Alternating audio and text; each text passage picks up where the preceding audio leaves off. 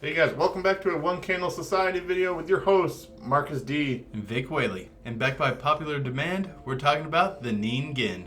Back in the late 90s, an internet forum called 2channel began getting these rumors posted on their forums about this mysterious Antarctic cryptid.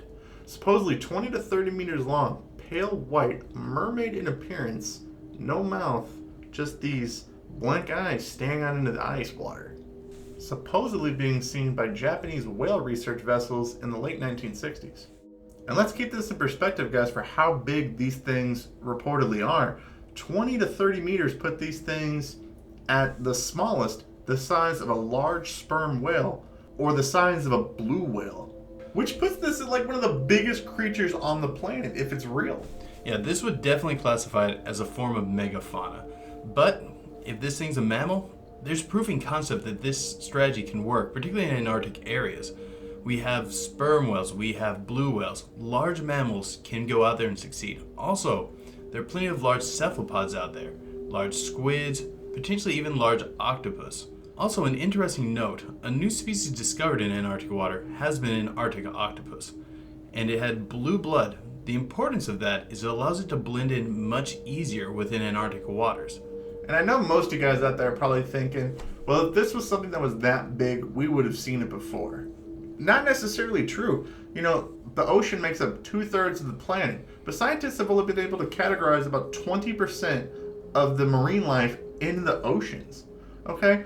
And, you know, Vic was talking about like squids. Okay, let's look at the colossal squid, which is about 14 meters long. Still huge. And we barely even have photographs. So if something that big can hide in the ocean, something this size can easily hide in one of the remotest parts of the ocean that's out there. Beyond that, this Antarctic area, the waters around there are teeming with life. They originally thought they were going to be fairly barren, but now they're discovering a lot more life forms live out there than they originally thought there would be. And it's an area where we're discovering new life forms all the time. Interestingly enough, the name of the Ningen presents several issues. I was actually trying to explain this to a nurse I know from Japan, and she kept thinking I was trying to talk about the human body because it translates literally into the human body. So I'd be talking about this large white thing, and then she'd hear me keep calling it the human body, and it just causes a lot of confusion. Yeah, I find it odd that the name that Japanese researchers supposedly gave this thing would be the Ningen, or calling it the human being or the human body. That's like us going out in the woods, seeing some sort of a Sasquatch and going, human being, person. I'm like, that's not what happens. We give it sort of its own original name. And this is probably the biggest red flag to me in the story. Another interesting thing about the Ningen is that there's this association with there being men in black investigators trying to dissuade investigators away from it and putting out misinformation on it. You know, I know that a lot of times when we think about Men in Black, we think about this as a purely American phenomenon. But now with the Ningen, it's generally believed that there are Japanese government agents trying to literally keep the knowledge of the Ningen from spreading around. And a lot of people would have to ask them why. Like, why do we think this is happening? My one thought is, being an isolated species in this very distant part of the world, it could possess some sort of unique protein used in either medicine or possibly something that could be weaponized. For example, there's an Arctic octopus that possesses an extremely unique venom, where most venoms do not function well in extremely cold environments, but this one's extremely effective and unique among poisons. I mean, we've already seen the Japanese government being heavily criticized for its fishing violations, globally. So, it could be that, they're literally trying to keep or have their own little niche in the market for a type of marine wildlife that they want to use for whatever means, whether it's for a delicacy or medical reasons, or some sort of military application. Who knows? Another possibility is that they're trying to not have their fishing lanes restricted. If this animal is found to be endangered and covers a certain range that overlaps their fishing areas, they could be restricted from using those fishing lanes. And of course, with anything along these lines, we have to talk about misidentification. As many of the leading skeptics involving the Ningen has pointed out, it's probably just owls. Large Antarctic owls, diving under the water, trying to get at fish, that the bumpkins on the research vessels are misidentifying as giant white monsters. But seriously, there could be some misidentification here.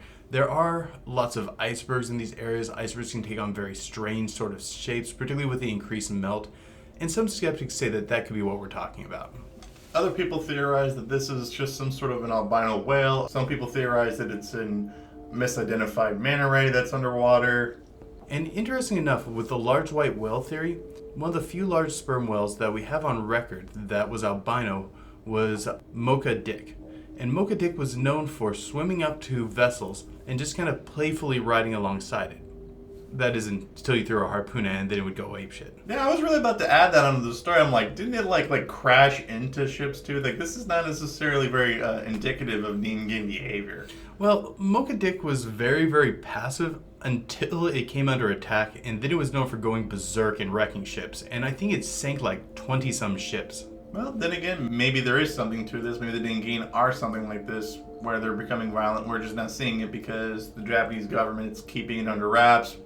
You know, we don't know when vessels go missing because they're keeping it under wraps, when things go wrong. Or maybe just no one's agitating it. Like I said, Mocha Dick would be very playful and docile. That's true. I mean, who really wants to agitate a 30-meter long giant creature? So in conclusion, guys, what we think that it is, I'm going to go with, I think this is some sort of new species of manatee. Its behavior is very indicative to a manatee. It's a large creature with fins, mermaid in appearance, slowly moving, okay? You know, manatees move so slowly in water that they grow moss on them, okay? It's very similar to behavior that you see with the Ningen. So maybe this is what we're actually dealing with, is we're just dealing with the modern day misidentified manatee thing that people are trying to claim are mermaids. I'm going with my original theory. Als. I think that it's either a giant octopus or a giant squid. Als. Oh my god. Okay. But what they could be doing is, many octopi particularly have the ability to change color. And I think what's going on is they're drifting near the surface, turning white, and trying to blend in with the environment. The reason why they're seen for so long in these prolonged encounters is because they're ambush predators, which most squid and octopi seem to be. Yeah, they're waiting for prey to drift near, then they'll spring into action and disappear. And that's what I think that is going on. Beyond that, octopi and squid can both, when looking through water, take on some odd looking shapes. And there's discrepancies in the descriptions of the Ningen, and I think that can explain some of those discrepancies. At what point do they morph into owls? Always. You heard it here, guys. Let us know what you think in the comments below. Hey guys, thank you for tuning in to this special segment on the Ningen. We had a great time researching it, and we loved recording it. It's alright, guys. We are coming up on the end of season 2 here in July, and we need ideas for more obscure things that we can talk about in glimpses in the dark. So if you think you know some sort of obscure piece of the paranormal that me and Vic don't know, we challenge you to put it in the comments below. But most importantly, keep believing. Because we'll keep listening.